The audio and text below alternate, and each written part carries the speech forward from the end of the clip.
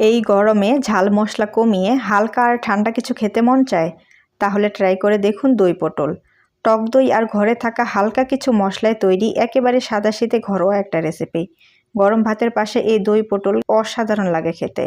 কড়াই গরম করে 1/4 কাপ তেল দিয়ে বড় সাইজের 2টি আলু দিয়ে দিলাম। হাফ চামচ লবণ, 1/4 চামচ হলুদের গুঁড়া দিয়ে লালচে করে ভেজে তুলে নিতে হবে। 8টি পটল, হাফ চামচ লবণ আর 1/4 চামচ হলুদের গুঁড়া দিয়ে পটলগুলোকে ভেজে তুলে নিব। কড়াইতে আবারও 1 টেবিল চামচ তেল দিয়ে মাঝারি সাইজের 2টি পেঁয়াজ কুচি দিয়ে লালচে করে ভেজে 1 চামচ করে আদা রসুন বাটা দিয়ে কিছুক্ষণ নেড়ে চেড়ে তারপর সেখানে হাফ চামচ হলুদের গুঁড়া, হাফ চামচ মরিচের গুঁড়া, হাফ চামচ জিরার গুঁড়া দিয়ে কিছুক্ষণ ভেজে হাফ কাপ পরিমাণে টমেটো বাটা দিয়ে কিছুটা পরিমাণে পানি দিয়ে মশলাটাকে ভালো করে কষিয়ে চুলার আঁচ একেবারে কমিয়ে সেখানে হাফ কাপ ফেটানো টক দই দিয়ে খুবই ভালো করে কষিয়ে নিতে হবে। ভেজে রাখা আলু আর পটল দিয়ে ভালো করে মিক্স করে সেখানে পরিমাণ মতো ঝোল দিয়ে হাফ চামচ লবণ আর 1 চামচ চিনি দিয়ে ভালো করে নেড়েচেড়ে 8 থেকে 10 মিনিট মাঝারি আঁচে রান্না করে নিতে হবে। তারপর সেখানে হাফ চামচ গরম মশলার গুঁড়া আর 2টি কাঁচামরিচ দিয়ে ভালো করে নেড়েচেড়ে নামিয়ে পরিবেশন করতে হবে।